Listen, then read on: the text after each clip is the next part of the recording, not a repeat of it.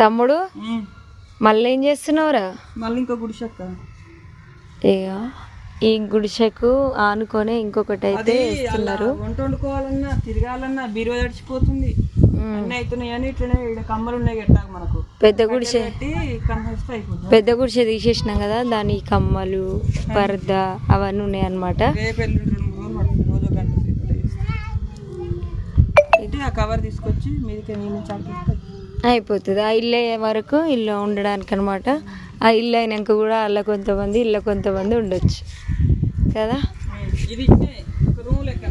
అది అట్లనే ఎట్లుందో అట్లనే పాత గుడిసి ఉంచి కొత్తగా వేస్తున్నారు అనమాట.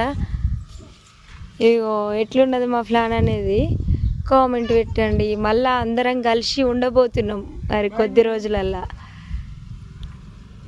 బాయ్ మరి.